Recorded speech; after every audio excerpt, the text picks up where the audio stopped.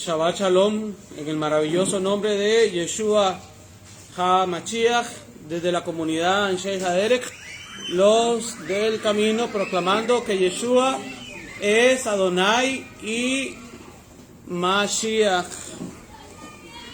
el Mesías, el Salvador y Redentor prometido a su pueblo Israel, y extensivo por su gracia y su misericordia a toda la humanidad.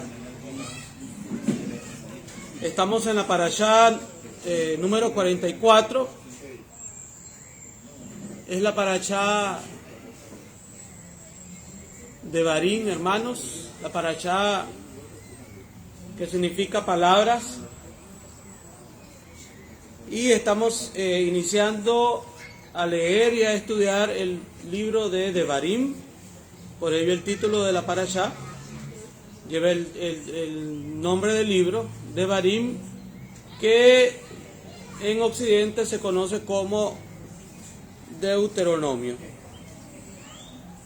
La parashá de Devarim se encuentra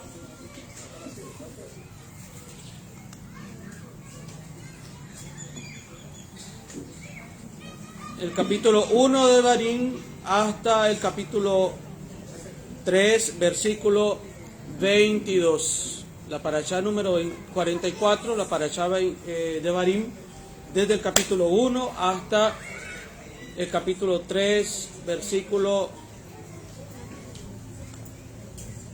22.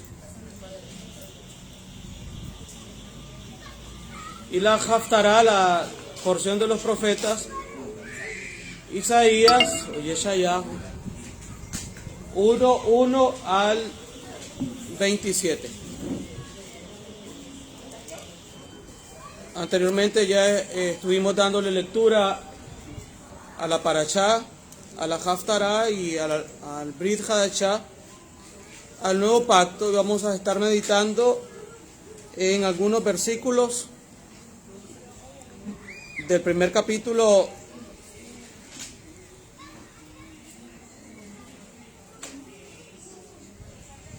de Isaías. Leemos desde el versículo 1:11, Isaías 1:11. ¿Para qué me sirve, dice Yahvé, la multitud de vuestros sacrificios? Hastiado estoy de holocaustos, de carneros y deseo de animales gordos. No quiero sangre de bueyes, ni de ovejas, ni de machos cabríos. ¿Quién demanda esto de vuestras manos cuando venís a presentaros delante de mí para hollar mis atrios? No me traigáis más vana ofrenda, el incienso me es abominación, luna nueva y día de Shabbat. El convocar asambleas no lo puedo sufrir, son iniquidad vuestras fiestas solemnes. Vuestras lunas nuevas y vuestras fiestas solemnes las tiene aborrecidas mi alma, me son gravosas, cansado estoy de soportarlas. Cuando extendáis vuestras manos, yo esconderé de vosotros mis ojos. Asimismo, cuando multipliquéis la oración, yo no oiré. Llenas están de sangre vuestras manos. Lavaos y limpiaos, y quitad la iniquidad de vuestras obras de delante de mis ojos. Dejad de hacer lo malo. Aprended a hacer el bien, buscad el juicio. Restituid al agraviado, haced justicia al huérfano, amparad a la viuda. Venid luego, dice Yahvé, y estemos a cuenta. Si vuestros pecados fueren como la grana, como la nieve serán emblanquecidos. Si fueren rojos como el carmesí, vendrán a ser como blanca lana. Si quisiereis y oyereis, comeréis el bien de la tierra. Si no quisiereis y fuereis rebeldes, seréis consumidos a espada, porque la boca de Yahvé lo ha dicho. ¿Cómo te has convertido en ramera, oh ciudad fiel? Llena estuvo de justicia, en ella habitó la equidad, pero ahora los homicidas. Tu plata se ha convertido en escorias, tu vino está mezclado con agua. Tus príncipes, prevaricadores y compañeros de ladrones, todos aman el soborno y van tras las recompensas. No hacen justicia al huérfano, ni llega a ellos la causa de la viuda. Por tanto, dice Adonai, Yahvé Sebaot, el fuerte de Israel: Ea, tomaré satisfacción de mis enemigos, me vengaré de mis adversarios, y volveré mi mano contra ti, y limpiaré hasta lo más puro de tus escorias, y quitaré toda tu impureza. Restauraré tus jueces como al principio, y tus consejeros como eran antes. Entonces te llamarán ciudad de justicia, ciudad fiel. Sión será rescatada con juicio, y los convertidos de ella con justicia. Pero los rebeldes y pecadores a una serán quebrantados, y los que dejan a Yahvé serán consumidos. Aleluya. Este Shabbat que estamos concluyendo lleva por nombre el Shabbat Hasom, el Shabbat de la visión. Se le llama Shabbat Hasom, Shabbat de la visión, por el título de la Haftarah, de la porción de los profetas que se lee en este Shabbat, que es Isaías, el capítulo 1 de Isaías, que inicia con la palabra visión, visión de Isaías, hijo de Amós, la cual vio acerca de Yehudá y de Jerusalén en los días de Uziah, Yotán, Acaz y Ezequías, reyes de Yehudá. Esta parashá de Barim, acompañada de la Haftarah de Isaías, siempre va a leerse en el Shabbat que precede a Tisha B'Av. Tisha B'Av, o el noveno mes de Av. Tisha, noveno B'Av, es decir, el mes quinto que recibe el nombre de Av. En Zacarías 8:19, hablando un poquito de lo que es Tisha B'Av y la relación que tiene con esta parashá, así como la enseñanza y la aplicación profética y el cumplimiento en Yeshua HaMashiach.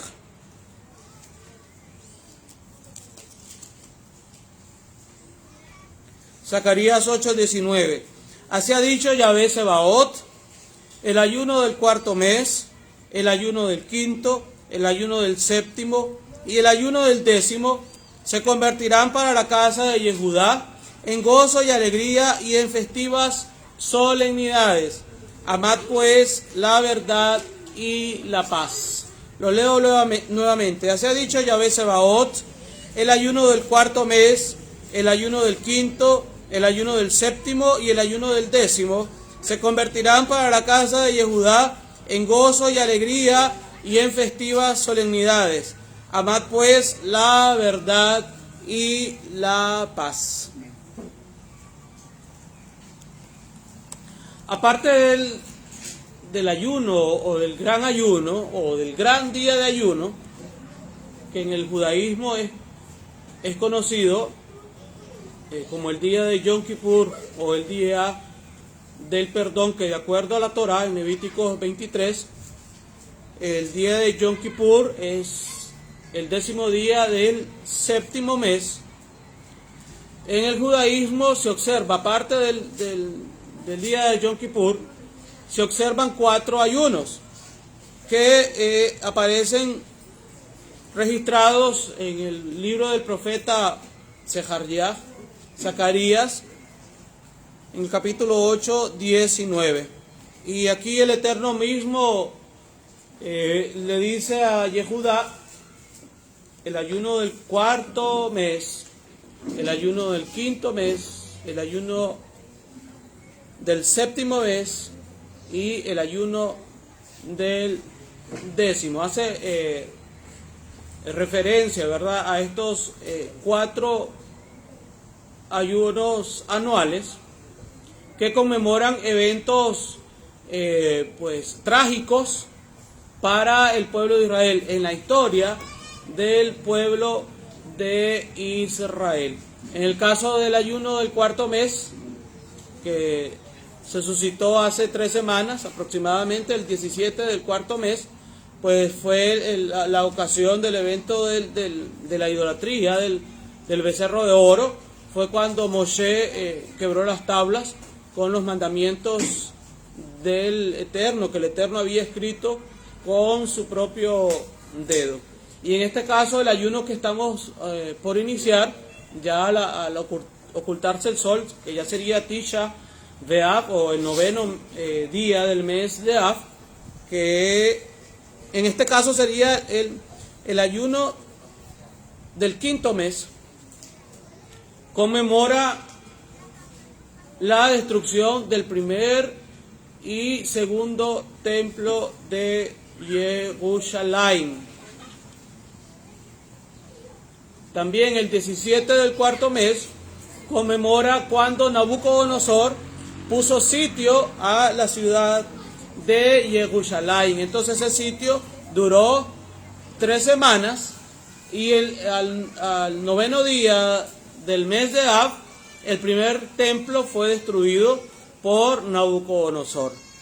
El 9º día del mes de Av, el segundo templo, el templo que había remodelado Herodes, también fue destruido en el año 70 de la era común, evento que fue profetizado por Yeshua Hamashiach. Él dijo: no quedará piedra sobre piedra que no sea derribada. Pero como lo estuvimos viendo en las enseñanzas anteriores, Yeshua se refería al templo como la casa de su Padre. Y decíamos en los Shabbatot anteriores, pues el templo era el lugar, el centro de la adoración del pueblo judío hasta el año 70 de la era común.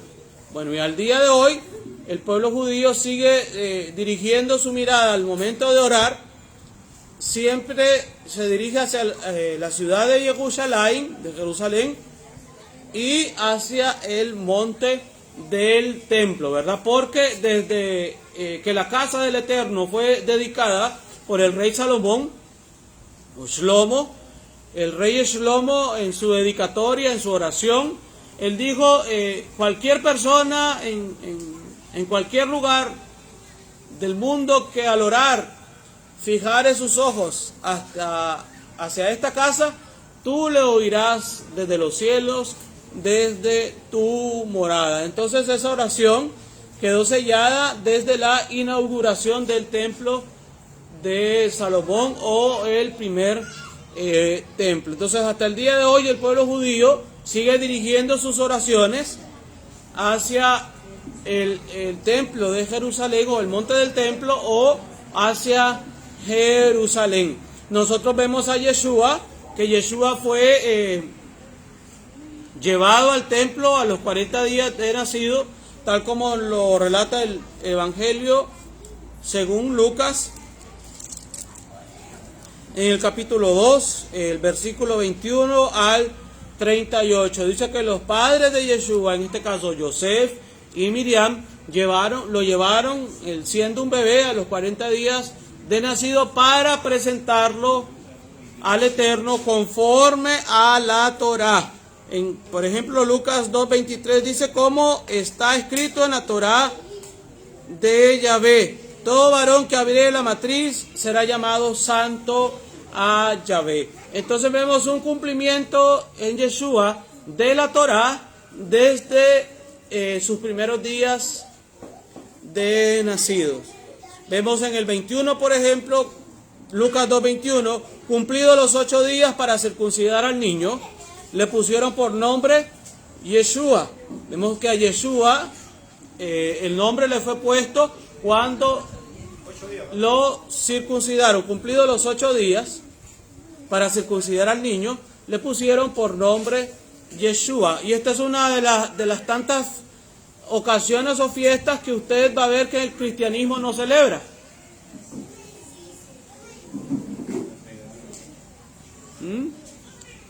El cristianismo supuestamente celebra todo lo del Mesías, pero no hay ninguna fiesta que celebre la circuncisión, ni siquiera se menciona el día de la fiesta de la circuncisión del Mesías. De hecho, cuando Juan Pablo II visitó la sinagoga de Roma, a mediados de la década de los 90, un judío lo abordó antes de entrar a la sinagoga y le hizo esta misma pregunta: ¿por qué ustedes no mencionan y ni siquiera celebran la circuncisión de Jesús? Bueno, él lo abordó de esa manera. Y sí, si ustedes se han fijado, ¿no?, que en el cristianismo ni siquiera se menciona este evento, que aparece registrado en Lucas 2, 21. A la pregunta del judío que abordó a Juan Pablo II, pues Juan Pablo no tuvo que responderle. Lo encontró desarmado, porque hasta el día de hoy hay una desconexión del judaísmo de Yeshua, del judaísmo del Mesías, porque el Mesías ha sido desjudaizado. El Mesías ha sido vestido con ropajes grecorromanos, y su verdadera identidad judía pues ha sido escondida a lo largo de 18 siglos. Pero aquí tenemos en el Evangelio de Lucas, capítulo 2, 21, que Yeshua fue circuncidado como buen judío, de acuerdo a la Torá de Moshe. Y Yeshua fue presentado, no bautizado, Yeshua fue presentado de niño como buen judío a los 40 días de nacido, de acuerdo a la Torá de Moisés. Sí, él recibió la inmersión, o lo que popularmente se conoce como el bautismo, pero tenía 30 años. En el judaísmo las inmersiones son muy comunes, las purificaciones, las inmersiones en agua son muy comunes, pero aparecen ordenadas para personas adultas o personas que tienen uso de conciencia. Entonces estamos viendo que ya desde los primeros días de Yeshua, o en su encarnación, los primeros días como humano encarnado, su vida espiritual gira en torno del templo de Jerusalén. Desde que era bebé, a los 40 días, Yeshua es llevado al templo de Jerusalén, y en esa presentación ocurren eventos de una magnitud profética extraordinaria. Tanto Hana como Shimeón profetizan sobre Yeshua, eventos que luego él cumpliría en su edad adulta y que serían pues de gran importancia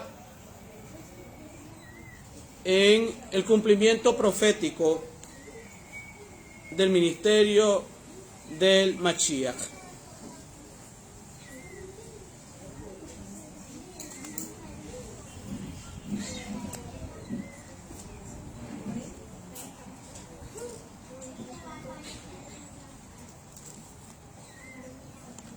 ¿Por qué se lee esta Haftará, esta parashá de Devarim, antes de Tisha B'Av, o en el Shabbat anterior a Tisha B'Av, al 9 de Av, que es la fecha que se conmemora o se recuerda la destrucción del primer y segundo templo, el segundo templo a manos de los romanos en el año 70 de la era común?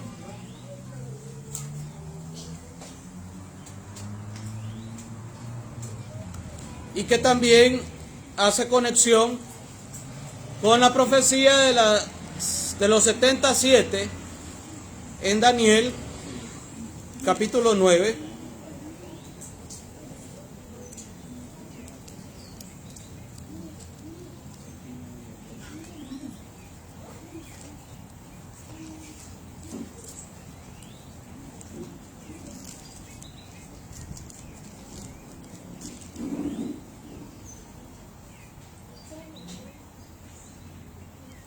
...24 al 27... Daniel capítulo 9... ...24 al 27... ...70 semanas están determinadas... ...sobre tu pueblo... ...y sobre tu santa ciudad... ...para terminar la prevaricación... ...y poner fin al pecado... ...y expiar la iniquidad... ...para traer la justicia perdurable... ...y sellar la visión y la profecía... ...y ungir al santo de los santos... Sabe pues y entiende que desde la salida de la orden para restaurar y edificar a Jerusalén hasta el Mesías habrá 7 semanas y 62 semanas. Se volverá a edificar la plaza y el muro en tiempos angustiosos. Y después de las 62 semanas se quitará la vida al Mesías, mas no por sí. Y el pueblo de un príncipe que ha de venir destruirá la ciudad y el santuario, y su fin será con inundación, y hasta el fin de la guerra durarán las devastaciones. Entonces, de acuerdo a la profecía de las 70 semanas o de los 77, hay una conexión entre la aparición del Mesías o del ministerio público del Mesías. Está condicionando la aparición del Mesías, esta profecía, está condicionando el ministerio público del Mesías o la muerte misma del Mesías antes de la destrucción del templo. Tenemos que el templo fue destruido en el año 70 de la era común. Entonces, para que esta profecía se haya cumplido, el Mesías tuvo que haber venido antes del año 70 de la era común, antes de la destrucción del segundo templo, porque tenemos casi 2000 años de que el templo fue destruido. Y el único personaje que apareció antes de la destrucción del segundo templo y que cumple con todos los requisitos y que cumple con todas las profecías que lo califican como Mashiach, como Mesías, es Yeshua.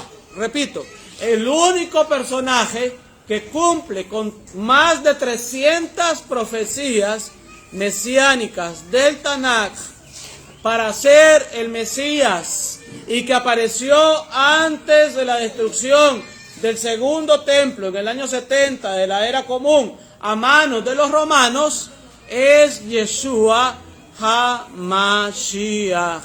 Entonces,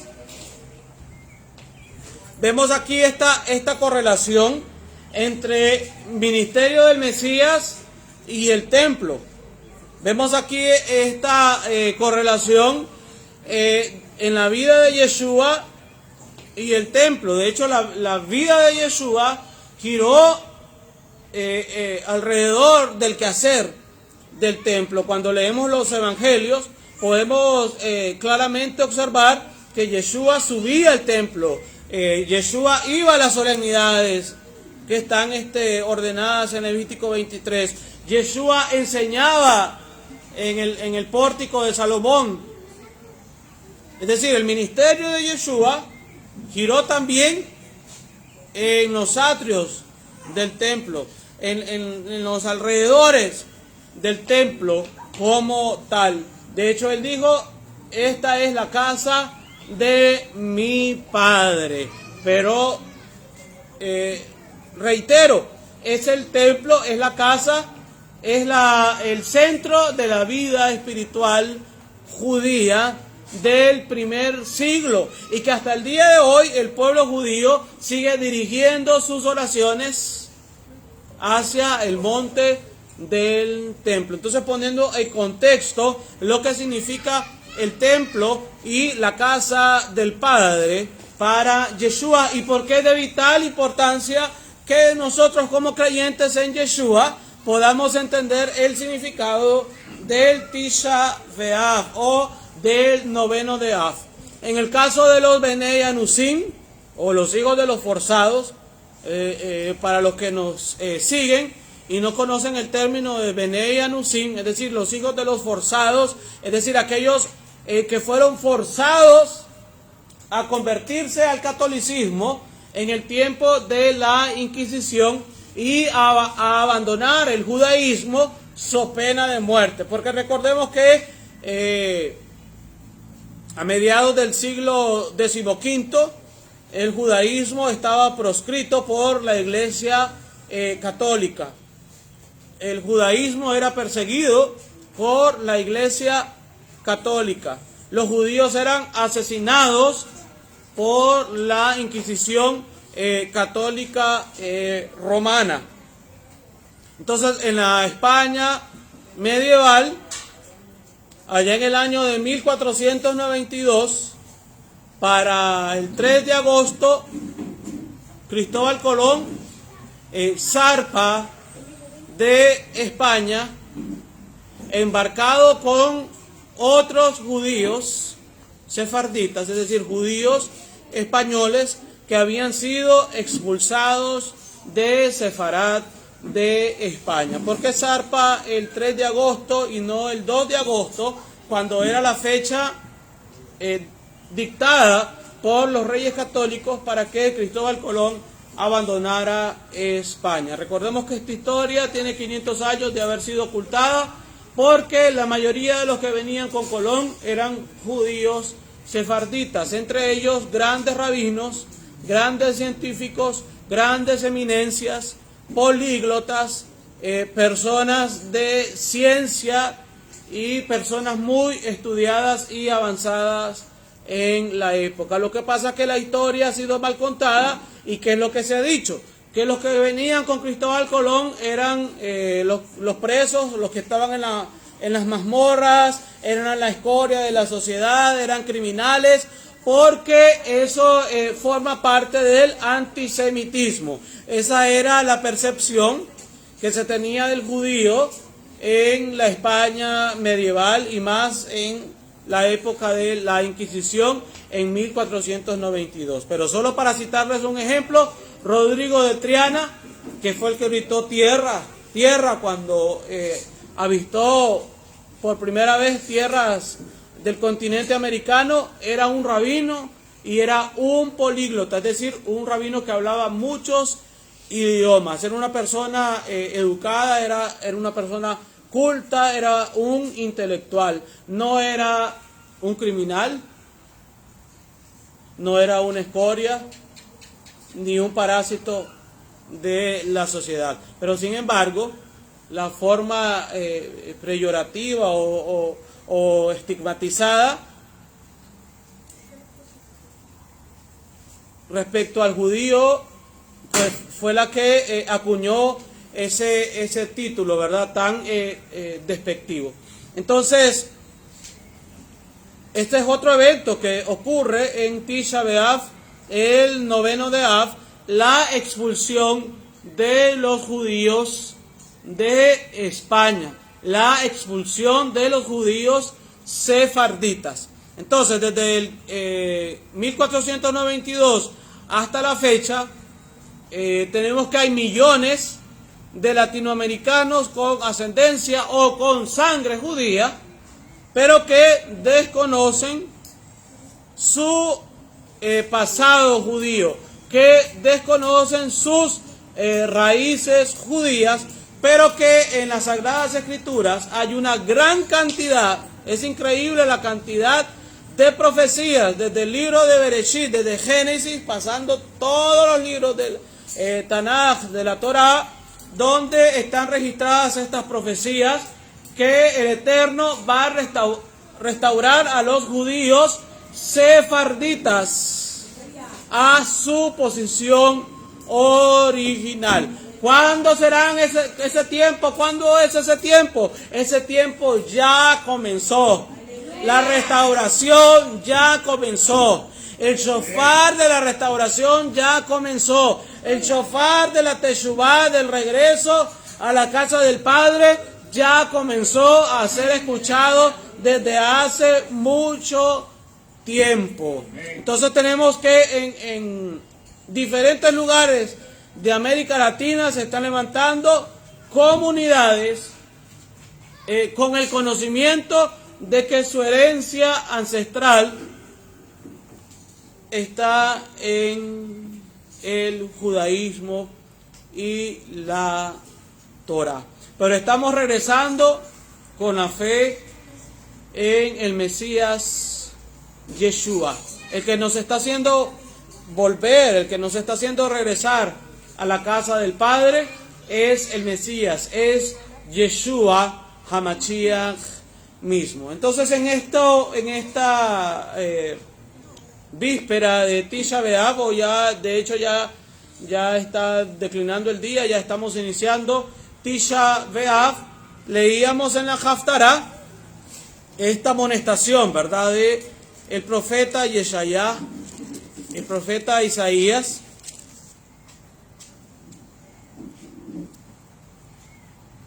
y quisimos detenernos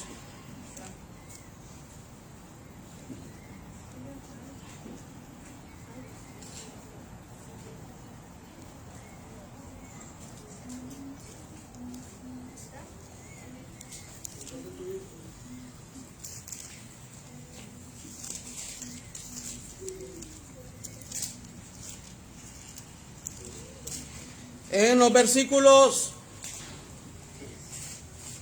13 y 14 de Isaías 1, donde dice el Eterno: no me traigáis más vana ofrenda, el incienso me es abominación, luna nueva y día de Shabbat, el convocar asambleas, no lo puedo sufrir, son iniquidad vuestras fiestas solemnes. Vuestras lunas nuevas y vuestras fiestas solemnes las tiene aborrecidas mi alma, me son gravosas, cansado estoy de soportarlas. ¿Por qué nos detenemos en esto, especialmente en estos dos versículos? Porque a lo largo de la historia, estos dos versículos han sido utilizados por el cristianismo como caballito de batalla para decir que el Shabbat está anulado, que las fiestas solemnes están anuladas, que las lunas nuevas están anuladas. Es verdad, la forma como lo interpreta el cristianismo, estos dos versículos, ¿será verdad la forma como lo interpreta, o hay una equivocación, hay un error doctrinal en esta interpretación? Entonces, de hecho que hay un error interpretativo a como lo ha explicado el cristianismo a lo largo de los siglos. Si lo leemos con detenimiento, ahí el Eterno dice vuestras fiestas solemnes. Pero si nosotros vamos al capítulo donde el Eterno ordena las solemnidades, en Levítico 23,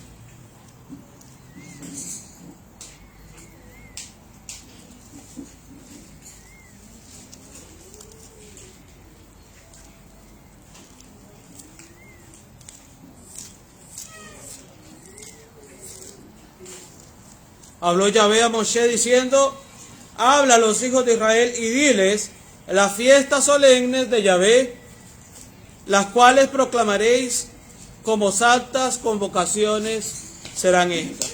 Habla a los hijos de Israel y diles las fiestas solemnes de Yahvé. Entonces, lo que se va a instar a partir del versículo 3 de Levítico 23 hasta el 44, las fiestas solemnes, las 7 fiestas solemnes del Eterno. En el versículo 2 nos dice el Eterno que son sus fiestas solemnes. Pero en el versículo 13 y 14 de Isaías 1, él recrimina y reprende al pueblo y dice, vuestras fiestas solemnes. ¿Por qué se ha dado ese cambio? Desde Levítico 23 hasta Isaías 1, 13, 14, ¿por qué se ha dado ese cambio? Entonces, ese cambio obedece a leer todo el contexto, porque el pueblo de Israel en la época de Isaías había hecho una mezcla hipócrita entre la observancia ritual de la Torá de Moshe y el comportamiento mundano e inmoral que éste estaba presentando en contra del Eterno. Es decir, había una total incongruencia entre la práctica ritual.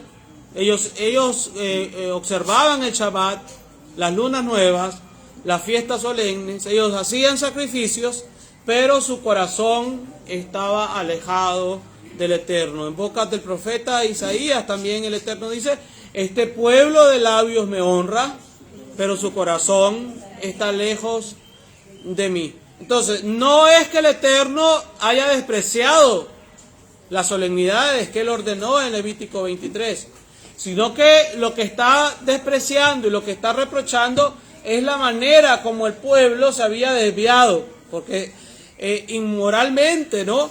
El pueblo estaba desenfrenado en sus delitos, en sus pecados, en sus perversiones, y también estaban queriendo llevar de una manera fácil la observancia de las fiestas y de todos los rituales externos, ¿no? Pero el Eterno lo que estaba demandando que debía de haber una congruencia entre su calidad moral y la observancia también de la solemnidad. Una cosa debe llevar a la otra. Una práctica de la Torá debe llevar a otra práctica. Una observancia de un mandamiento debe llevar a otro mandamiento. Entonces no podemos estar guardando el Shabbat y comportándonos como personas del mundo, comportándonos como personas paganas. No podemos estar celebrando las solemnidades de Levítico 23 y teniendo un comportamiento o un mal comportamiento como el que el Eterno reprende en Isaías 1. Ahora bien, si el Eterno hubiese estado en contra del Shabbat, a como lo malinterpreta el cristianismo hasta el día de hoy, entonces ¿por qué en el mismo libro del profeta Isaías, Yeshayah, capítulo 58,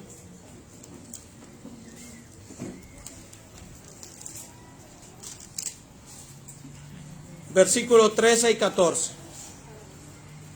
el Eterno llama a través del profeta Isaías a la observancia del Shabbat?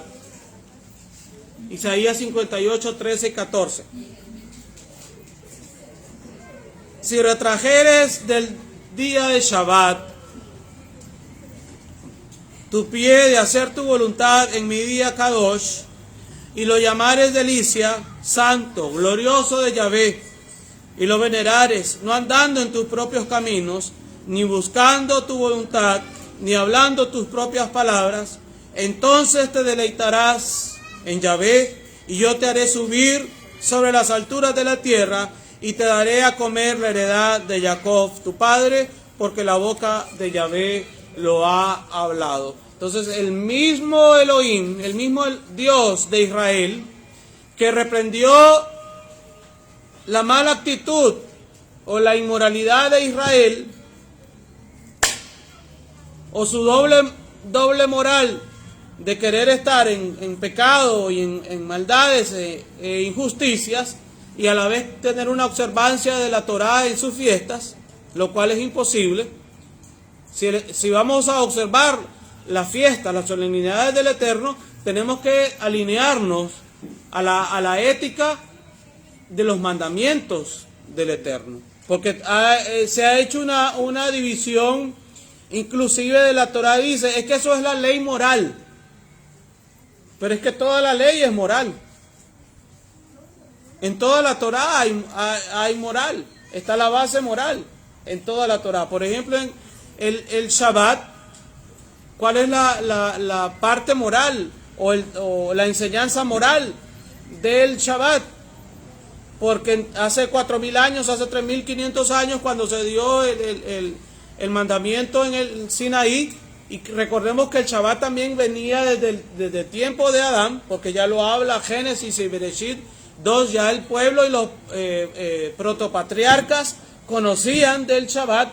El pueblo de Israel ya conocía del Shabbat cuando se dio la ordenanza en el Sinaí. Por eso el Eterno le dice, acuérdate del Shabbat para santificarlo. Entonces, ¿cuál es el tema de moralidad que tiene el Shabbat?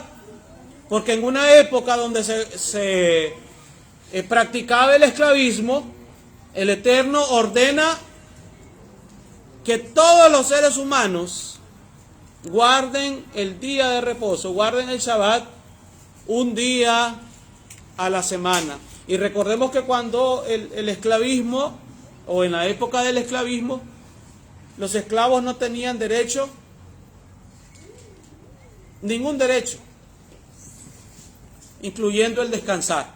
Pero sin embargo, la Torá le deja espacio para que todo ser humano, inclusive de cualquier estatus, desde el más bajo hasta el más alto, pudiese observar un día de descanso a la semana. Entonces eso es parte de la ética y de la moralidad en la Torá. Así también las demás solemnidades, recordemos que también son días de Shabbat, no importando que caigan en Shabbat semanal. Cada una de las 7 solemnidades, entonces se daban esas 7 días de Shabbat al año, donde las personas podían también descansar. Y recordemos que hay solemnidades que tienen 2 Shabbatot, uno al principio y otro al final, como es el caso de Pesach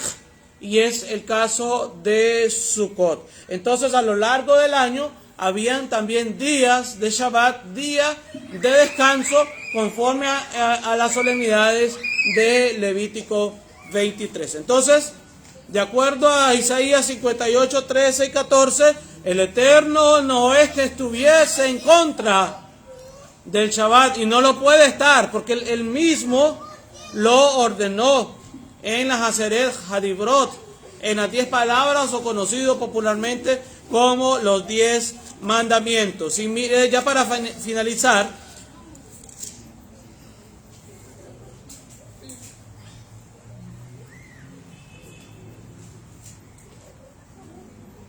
en el mismo libro de Isaías y en el último capítulo, mire cómo finaliza el libro de Isaías 66, 22 y 23. Isaías 66, 22 y 23. Porque como los cielos nuevos y la nueva tierra que yo hago permanecerán delante de mí, dice Yahvé, así permanecerá vuestra descendencia y vuestros nombres. Y de mes en mes, es decir, de luna nueva en luna nueva, dice el original, y de Shabbat en Shabbat, vendrán todos a adorar delante de mí, dijo Yahvé. Y de mes en mes, y de Shabbat en Shabbat, vendrán todos a adorar delante de mí. Nótese que aquí no dice domingo. Nótese que aquí no dice otro día de la semana. Nótese que es profecía y cumplimiento futuro, tanto en el milenio como en los cielos nuevos y la tierra nueva, la observancia de la luna nueva y la observancia del Shabbat continúa. Entonces, aquellas denominaciones que enseñan que El Shabbat ya no es moderno y ya no es aplicable. Ni que la luna nueva tampoco es aplicable. Ni que las fiestas solemnes tampoco son aplicables para estos tiempos. Tienen un gran problema con la profecía de Isaías 66, 22 y 23. Porque aquí nos dice que en el reino futuro, en el reino del Eterno, las lunas nuevas y el Shabbat continuarán siendo observados. Entonces, bendecimos al Eterno, amados hermanos, por este tiempo que Él nos ha permitido en su palabra. Vamos a orar en esta hora dándole gracias al Abba Kadosh por este tiempo especial y maravilloso.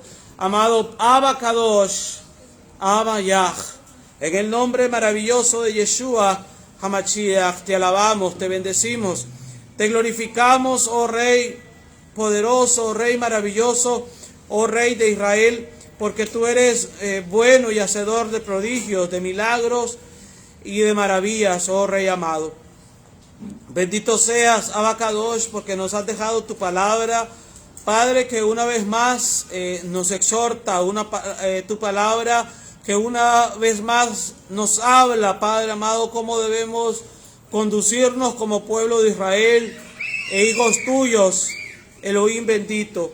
Gracias, Padre, porque nos has dado una herencia perpetua, una herencia duradera, una herencia, Padre amado, imperecedera, Padre, que es tu Torah, para ser aplicada, Padre, para ser modelada en nuestras vidas. Bendito seas, Abba Kadosh, porque hoy hemos proclamado, hoy hemos anunciado esta palabra, Padre, a los cuatro vientos, para que las naciones regresen, Padre amado, a esa voluntad tuya y perfecta, Padre amado, que nos ha sido encomendada, Padre, a lo largo de las generaciones, a lo largo de la historia, Padre, que como pueblo de Israel debemos observar tus mandamientos, Padre amado, tus ordenanzas, Padre amado, que fueron proclamadas en el monte Sinaí, que fueron, Padre amado, aleluya, anunciadas por los profetas y que también, Padre amado, aleluya, fueron enseñadas por Yeshua HaMashiach, tu Hijo amado. Padre, en el nombre que sobre todo nombre, en el nombre de Yeshua, te damos gracias porque tú estás levantando un pueblo, Abba Kadosh, celoso de tu palabra, un pueblo celoso de tus mandamientos, un pueblo, Padre, que te ama, un pueblo, Padre amado, que viene en Teshuvah, un pueblo que viene en obediencia, Padre amado, creyendo a tu palabra, no a palabras de hombres, Padre amado, aleluya, un pueblo, Padre amado, aleluya, que ha sido limpiado, Padre amado, de todas las mentiras, Padre, de todas las falsedades que han sido predicadas, Padre amado, en torno a esa palabra viviente, Abba Kadosh, aleluya, pero que hoy tú, Padre amado, estás restaurando, oh, aleluya, la interpretación original, la interpretación judía, la interpretación hebrea, la interpretación israelita, Padre amado, la interpretación, Padre amado, base, Abba Kadosh, aleluya, original, dada a tu pueblo, Padre amado, aleluya, y que ha sido preservada hasta el día de hoy. Te damos gracias, Padre, porque podemos disfrutar de tu palabra, de tu enseñanza, Padre, de tu revelación en estos tiempos y podemos anunciarla al mundo y podemos decirlo, Padre amado, aleluya, en ese llamado al arrepentimiento, en ese llamado, Padre amado, de volvernos al conocimiento pleno, al conocimiento verdadero, al conocimiento que tú has revelado a tu pueblo Israel.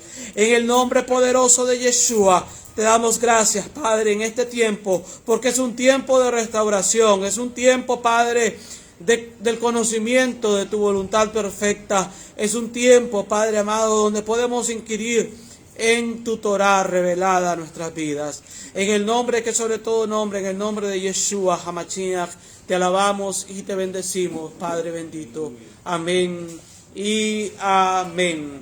Shalom, shalom, amados hermanos.